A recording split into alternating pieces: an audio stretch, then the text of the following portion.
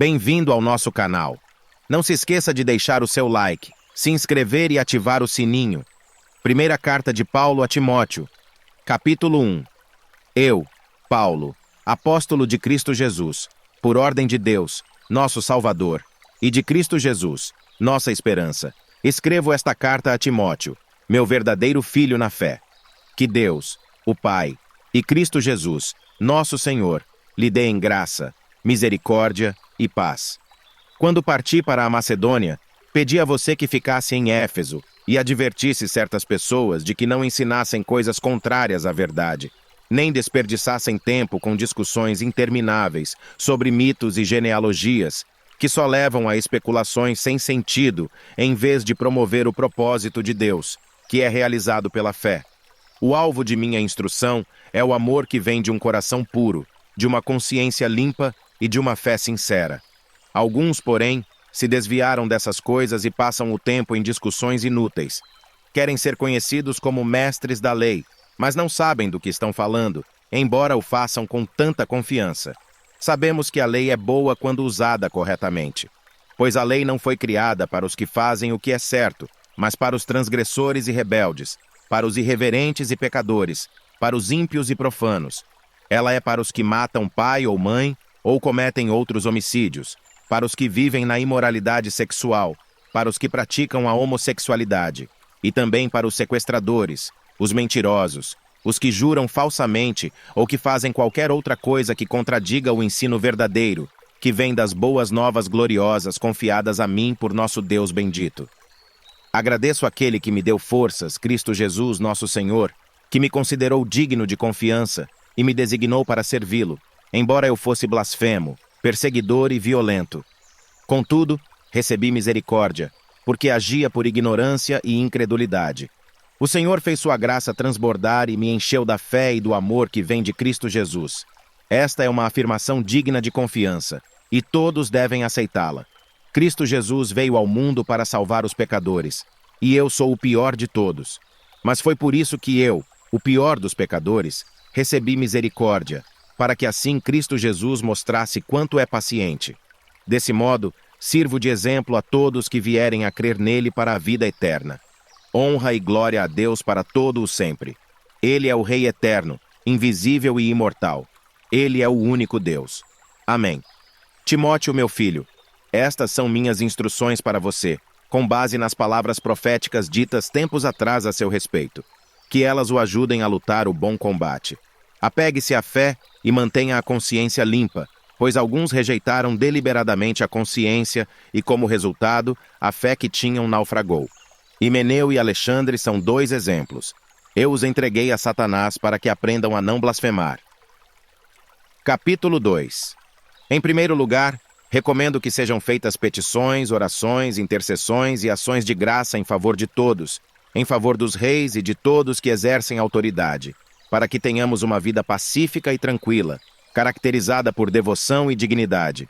Isso é bom e agrada a Deus, nosso Salvador, cujo desejo é que todos sejam salvos e conheçam a verdade. Pois há um só Deus e um só mediador entre Deus e a humanidade, o homem Cristo Jesus. Ele deu sua vida para comprar a liberdade de todos. Essa é a mensagem que foi entregue ao mundo no momento oportuno. E eu fui escolhido como pregador e apóstolo para ensinar aos gentios essa mensagem a respeito da fé e da verdade. Não estou mentindo. Digo a verdade. Quero, portanto, que em todo lugar de culto os homens orem com mãos santas levantadas, livres de ira e de controvérsias. Da mesma forma, quero que as mulheres tenham discrição em sua aparência.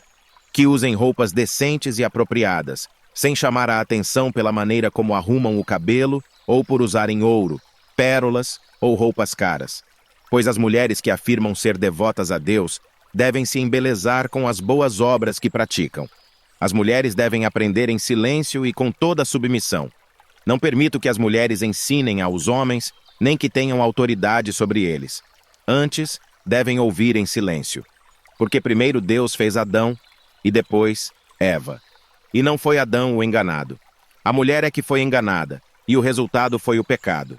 Mas as mulheres serão salvas dando à luz filhos, desde que continuem a viver na fé, no amor e na santidade, com discrição. Capítulo 3. Esta é uma afirmação digna de confiança. Se alguém deseja ser bispo, deseja uma tarefa honrosa. Portanto, o bispo deve ter uma vida irrepreensível. Deve ser marido de uma só mulher, ter autocontrole, viver sabiamente e ter boa reputação. Deve ser hospitaleiro e apto a ensinar. Não deve beber vinho em excesso, nem ser violento. Antes, deve ser amável, pacífico e desapegado do dinheiro. Deve liderar bem a própria família e ter filhos que o respeitem e lhe obedeçam. Pois, se um homem não é capaz de liderar a própria família, como poderá cuidar da Igreja de Deus? Não deve ser recém-convertido, pois poderia se tornar orgulhoso, e o diabo o faria cair. Além disso, os que são de fora devem falar bem dele, para que não seja desacreditado e caia na armadilha do diabo. Da mesma forma, os diáconos devem ser respeitáveis e ter integridade. Não devem beber vinho em excesso, nem se deixar conduzir pela ganância. Devem ser comprometidos com o segredo da fé e viver com a consciência limpa. Antes de serem nomeados diáconos, é necessário que se faça uma avaliação cuidadosa.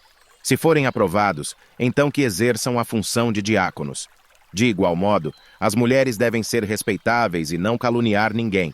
Devem ter autocontrole e ser fiéis em tudo que fazem. O diácono deve ser marido de uma só mulher e liderar bem seus filhos e sua casa. Aqueles que exercerem bem a função de diáconos serão recompensados com o respeito de outros e terão cada vez mais convicção de sua fé em Cristo Jesus. Embora espere vê-lo em breve, escrevo-lhe estas coisas agora, para que, se eu demorar, você saiba como as pessoas devem se comportar na casa de Deus. Ela é a igreja do Deus vivo, coluna e alicerce da verdade. Sem dúvida, este é o grande segredo de nossa fé. Cristo foi revelado em corpo humano, justificado pelo Espírito, visto por anjos, anunciado às nações, crido em todo o mundo e levado para o céu em glória. Capítulo 4. O Espírito afirma claramente que nos últimos tempos alguns se desviarão da fé, dando ouvidos a espíritos enganadores e a ensinamentos de demônios, que vêm de indivíduos hipócritas e mentirosos, cuja consciência está morta. Tais pessoas afirmam que é errado se casar e proíbem que se comam certos alimentos, que Deus criou para serem recebidos com ação de graças pelos que são fiéis e conhecedores da verdade. Porque tudo que Deus fez é bom, não devemos rejeitar nada, mas a tudo receber com ação de graças, pois sabemos que se torna aceitável pela palavra de Deus e pela oração. Se você explicar estas coisas aos irmãos, será um bom servo de Cristo Jesus, nutrido pela mensagem da fé e pelo bom ensino que tem seguido. Não perca tempo discutindo mitos profanos e crendices absurdas. Em vez disso, exercite-se na devoção. O exercício físico tem algum valor, mas exercitar-se na devoção é muito melhor, pois promete benefícios não apenas nesta vida, mas também na vida futura. Essa é uma afirmação digna de confiança, e todos devem aceitá-la. Trabalhamos arduamente e continuamos a lutar porque nossa esperança está no Deus vivo, o Salvador de todos, especialmente dos que creem. Ensine estas coisas e insista nelas. Não deixe que ninguém o menospreze porque você é jovem. Seja exemplo para todos os fiéis nas palavras, na conduta, no amor, na fé e na pureza. Até minha chegada, dedique-se à leitura pública das Escrituras, ao encorajamento e ao ensino. Não descuide do dom que recebeu por meio de profecia quando os presbíteros impuseram as mãos sobre você. Dedique total atenção a essas questões. Entregue-se inteiramente às suas tarefas, para que todos vejam seu progresso. Fique atento a seu modo de viver e a seus ensinamentos. Permaneça fiel ao que é certo, e assim salvará a si mesmo e aqueles que o ouvem. Capítulo 5. Nunca fale com dureza a um homem mais velho, mas aconselhe-o como faria com seu próprio pai. Quanto aos mais jovens, aconselhe-os como a irmãos.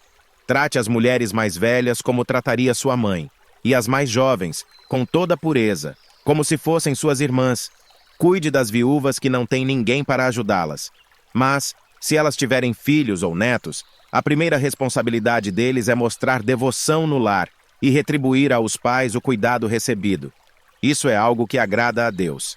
A verdadeira viúva, uma mulher sozinha no mundo, põe sua esperança em Deus. Dia e noite, faz súplicas e orações. Mas a viúva que vive apenas para o prazer está morta, ainda que esteja viva. Dê essas instruções para que ninguém fique sujeito a críticas. Aqueles que não cuidam dos seus, especialmente dos de sua própria família, negaram a fé e são piores que os descrentes. A viúva incluída na lista para receber sustento deve ter pelo menos 60 anos e ter sido esposa de um só marido. Deve ser respeitada pelo bem que praticou, como alguém que soube criar os filhos, foi hospitaleira, serviu o povo santo com humildade, ajudou os que estavam em dificuldade e sempre se dedicou a fazer o bem. As viúvas mais jovens não devem fazer parte dessa lista, pois, quando seus desejos físicos forem mais fortes que sua devoção a Cristo, desejarão se casar novamente. Assim se tornarão culpadas de quebrar o compromisso que fizeram. Além disso, aprenderão a se tornar ociosas e a andar de casa em casa, fazendo fofoca, intrometendo-se em assuntos alheios e falando do que não devem. Portanto, aconselho que essas viúvas mais jovens se casem de novo, tenham filhos e tomem conta do próprio lar. Então o inimigo não poderá dizer coisa alguma contra elas. Pois, de fato, algumas já se desviaram e agora seguem Satanás.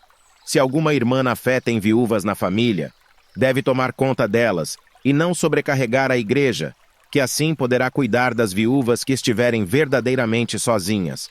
Os presbíteros que fazem bem seu trabalho devem receber honra redobrada, especialmente os que se dedicam arduamente à pregação e ao ensino. Pois as Escrituras dizem: não amordaçem o boi para impedir que ele coma enquanto debulha os cereais. E também, aqueles que trabalham merecem seu salário. Não aceite acusação contra um presbítero sem que seja confirmada por 2 ou 3 testemunhas. Aqueles que pecarem devem ser repreendidos diante de todos, o que servirá de forte advertência para os demais. Ordeno solenemente na presença de Deus, de Cristo Jesus e dos anjos eleitos que você obedeça a estas instruções sem tomar partido nem demonstrar favoritismo. Não se apresse em nomear um líder. Não participe dos pecados alheios. Mantenha-se puro. Não beba apenas água. Uma vez que você fica doente com frequência, tome um pouco de vinho por causa de seu estômago. Lembre-se de que os pecados de alguns são evidentes, e seu julgamento é inevitável. Há outros, porém, cujos pecados só serão revelados mais tarde. Da mesma forma, as boas obras de alguns são evidentes, e outras, feitas em segredo, um dia serão conhecidas. Capítulo 6. Os escravos devem ter todo o respeito por seus senhores, para não envergonharem o nome de Deus e seus ensinamentos. O fato de o senhor ser irmão na fé não é desculpa para deixarem de respeitá-lo. Pelo contrário, devem trabalhar ainda mais arduamente, pois seus esforços beneficiam outros irmãos amados. Ensine estas coisas e incentive todos a obedecer-lhes. Talvez alguns nos contradigam, mas estes são os verdadeiros ensinamentos do Senhor Jesus Cristo, que conduzem a uma vida de devoção. Quem ensina algo diferente é arrogante e sem entendimento. Vive com o desejo doentio de discutir o significado das palavras e provoca contendas que resultam em inveja, divisão, difamação e suspeitas malignas. Pessoas assim sempre causam problemas. Têm a mente corrompida e deram as costas à verdade. Para elas, a vida de devoção é apenas uma forma de enriquecer. No entanto, a devoção acompanhada de contentamento é, em si mesma, grande riqueza. Afinal, não trouxemos nada conosco quando viemos ao mundo, e nada levaremos quando o deixarmos. Portanto, se temos alimento e roupa, estejamos contentes. Mas aqueles que desejam enriquecer caem em tentações e armadilhas, e em muitos desejos tolos e nocivos, que os levam à ruína e destruição. Pois o amor ao dinheiro é a raiz de todo o mal. E alguns, por tanto desejarem dinheiro, desviaram-se da fé e afligiram a si mesmos com muitos sofrimentos. Você, porém, que é um homem de Deus, fuja de todas essas coisas más. Busque a justiça, a devoção e também a fé, o amor, a perseverança e a mansidão. Lute o bom combate da fé. Apegue-se firmemente à vida eterna para a qual foi chamado e que tão bem você declarou na presença de muitas testemunhas. Diante de Deus, que a todos dá vida, e de Cristo Jesus, que deu bom testemunho perante Pôncio Pilatos, encarrego-o de obedecer a esta ordem sem vacilar. Assim, Ninguém poderá acusá-lo de coisa alguma, desde agora até a volta de nosso Senhor Jesus Cristo. Pois, no devido tempo, ele será revelado do céu pelo bendito e único Deus Todo-Poderoso, o Rei dos Reis e Senhor dos Senhores. Somente a ele pertence a imortalidade, e ele habita em luz tão resplandecente que nenhum ser humano pode se aproximar dele. Ninguém jamais o viu, nem pode ver. A ele sejam honra e poder para sempre. Amém. Ensine aos ricos deste mundo que não se orgulhem nem confiem em seu dinheiro, que é incerto. Sua confiança deve estar em Deus, que provê ricamente tudo de que necessitamos para nossa satisfação. Diga-lhes que usem seu dinheiro para fazer o bem. Devem ser ricos em boas obras e generosos com os necessitados, sempre prontos a repartir. Desse modo, acumularão tesouros para si como um alicerce firme para o futuro, a fim de experimentarem a verdadeira vida. Timóteo, guarde aquilo que Deus lhe confiou. Evite discussões profanas e tolas com aqueles que se opõem a você com suposto conhecimento. Alguns se desviaram da fé por seguirem essas tolices. Que a graça de Deus esteja com vocês.